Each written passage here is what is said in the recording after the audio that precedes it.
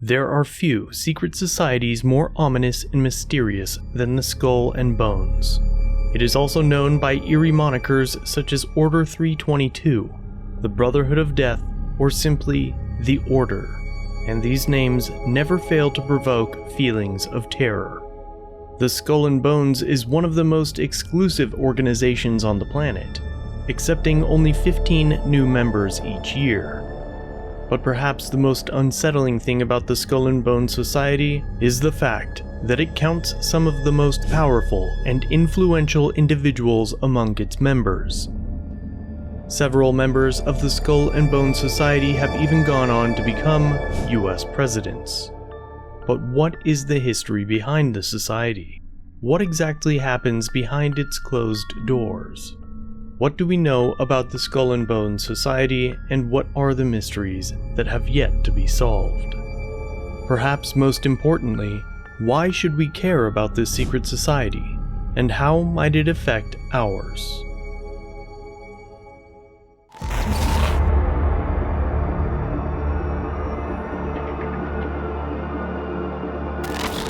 With 51 million people entering another surveillance camera capturing the unidentified flying lockdowns and mass testing.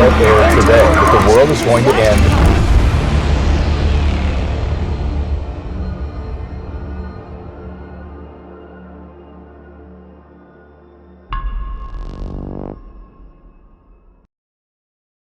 The Skull and Bones Society has its roots at Yale University, and it is the school's oldest senior class society.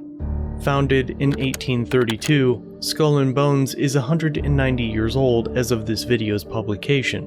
However, several secret societies at Yale actually predate this organization, such as Brothers in Unity, the Colopian Society, and Linonia, the latter of which was founded in 1753. In fact, it was a dispute between these three secret societies that led to the founding of the Order of the Skull and Bones. Due to this dispute, several members from each of the three aforementioned groups went on to create their own order. William Huntington Russell and Alphonso Taft acted as founding fathers, and the secret society initially included only 12 other members. All members would be known as Bonesmen from that point on. Huntington Russell was descended from some of the oldest families in New England, who later became involved in politics.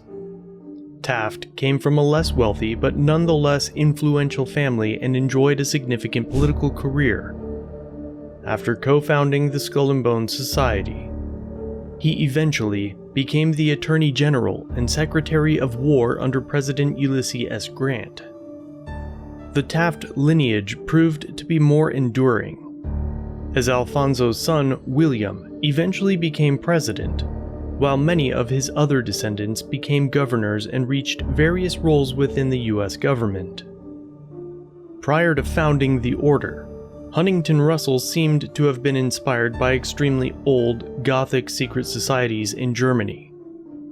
It's difficult to speak at length about the society's early traditions, because much of it is kept secret. However, we do know that there is a strong emphasis on the dead, including the skeletal remains of historical figures. Skull and Bones also apparently venerate pirates, and worship a fabricated goddess of eloquence called Eulogia. Their headquarters was established in a Gothic building just outside of campus on High Street, a building which quickly became known as the Tomb. They also establish a presence on Deer Island, where members could enjoy a rustic getaway from time to time. No one really knows why the Skull and Bones symbol features the number 322, but some believe it represents the year 322 BC, which is when Alexander the Great died. On the other hand, some say that this is the date of the Greek orator Demosthenes' death. The manner in which new members are inducted is also a complete mystery. All we really know is that 15 people are inducted every year, and until very recently, it was a male-only group. Some say that there are certain hazing rituals. The videotape provides a grainy glimpse into what appear to be the initiation rituals of a secret society that's been around since 1832, whose members have gone on to be leaders of Wall Street and the White House. The Senate and the Supreme Court accompanied a team of Yale students who shot these pictures 9 days ago. Rosenbaum's curiosity about Skull and Bones was permanently piqued when, as a classmate of George W. Bush, he lived right next to the tomb. Time magazine founder Henry Luce claims that he was forced to lay naked in a coffin while confessing his earliest sexual experiences. Other rumors state that the induction process is much less uncomfortable. For example, some say that all 3 members from the Bush family were offered $15,000 and promised a lifetime of guaranteed wealth just for joining the society. Speaking of the Bushes, one of the society's most infamous exploits was carried out by none other than Prescott Bush, H.W.'s grandfather. Upon joining the Skull and Bones, the future U.S. Senator decided they needed to live up to their name and proceeded to dig up the skeleton of Geronimo. The skull of Geronimo is apparently still entombed in the Order's headquarters, along with the remains of a few other notable individuals. The Skull and Bones Society was eventually sued by Geronimo's descendants, but since no one can go inside the headquarters except for members, these rumors can't be confirmed.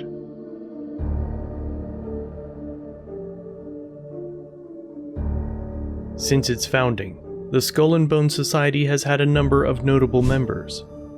There was the grandson of Roger Sherman, William Maxwell Evarts, who went on to become U.S. Secretary of State in the 19th century. During this period, a considerable number of Bonesmen served as congressmen and senators. Bonesman Andrew Dixon White founded Cornell University. Another member named Thomas Burr Osborne discovered vitamin A, while Pierre Jay became the first chairman of the Federal Reserve Bank of New York. By the end of the 19th century, the first Bonesman had reached the presidency. William Howard Taft, the son of the organization's founder. During the 20th century, Percy Rockefeller became the director of Standard Oil after leaving the Skull and Bones Society, and during this period, Charles Seymour became a founding member of the Council on Foreign Relations. Bonesman Harold Stanley then co-founded Morgan Stanley. Bonesmen continued their close ties with the Federal Reserve Bank of New York, with George Leslie Harrison becoming president of the organization in the early 1900s. Prescott Bush is a particularly interesting figure within the Skull and Bones, eventually becoming a senator and establishing a considerable fortune. This fortune proved to be the foundation from which his descendants, George H.W. and George W. Bush, were able to reach the presidency. Some even say that Prescott was involved in the assassination of JFK. There are rumors that Prescott Bush had close financial ties with Hitler and Nazi Germany, which we explored in a previous video you can see below. Many of the Bonesmen eventually reached high posts within the CIA, with F. Truby Davison becoming Director of Personnel at this organization during the 1900s. William P. Bundy was also closely involved with the CIA and helped orchestrate the failed Bay of Pigs invasion, while George H.W. Bush became the 11th director of the CIA. George Herbert Walker Jr., George H.W. Bush's uncle, eventually co-founded the New York Mets. Bonesmen also infiltrated the Securities and Exchange Commission, with Andrew Downey Orrick becoming chairman. As time went on, Skull and Bones members became more involved with the presidency. Raymond Price was a speechwriter for Nixon, Ford, and Bush. George W. Bush became president during this period, and Rex William Cowdy became the acting director for the National Institute of Mental Health. Many others became federal judges, while Stephen Alan Schwarzman co-founded the Blackstone Group. During the 2004 election, both candidates, John Kerry and George W. Bush, were members of the Skull and Bones Society. In other words, regardless of who you voted for, you were putting a bonesman in the White House.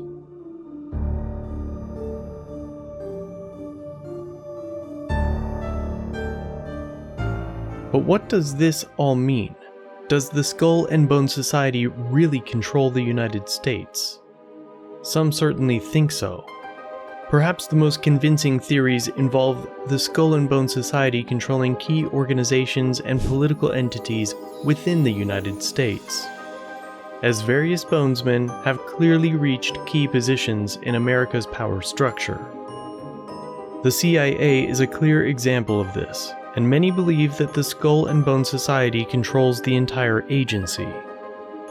Others point out that members of the Skull and Bones Society have strong ties with some of the most prominent financial organizations in the country, such as Morgan Stanley, the Federal Reserve, and the BlackRock Group. There's also the more recent examples of Steve Mnuchin, who worked at Goldman Sachs before becoming the U.S. Secretary of Treasury. Some claim that the Skull and Bones Society isn't quite as influential as it appears. George H.W. Bush was famously dismissive of the entire group, criticizing its elitist and secretive traditions. Although he hasn't divulged any of the Order's secrets, he seems to view his life at Yale with disdain and hasn't showed up to a single reunion. An article from The Atlantic claimed that the Skull and Bones Society has never been wealthy, and that its influence is now dwindling in the modern era. The article also claims that none of the members are required to donate any money to the organization, and that many of its facilities, such as those located on Deer Island, are now falling into disrepair. So maybe the Skull and Bones Society is just a relatively innocent students group. Maybe it's just a coincidence that the only two presidential candidates in 2004 just so happened to be bonesmen. Perhaps members of this secret society reached positions of power within the CIA, the Federal Reserve, and the US government through sheer talent, rather than their elitist associations. Whatever the case may be, the mere possibility of secret societies running the show is disturbing. Secret societies are of course inherently undemocratic, especially when their members are selected from only the most prestigious American families. One has to wonder, do you really have a chance of reaching a position of power if you're not a member of a secret society like the Skull and Bones?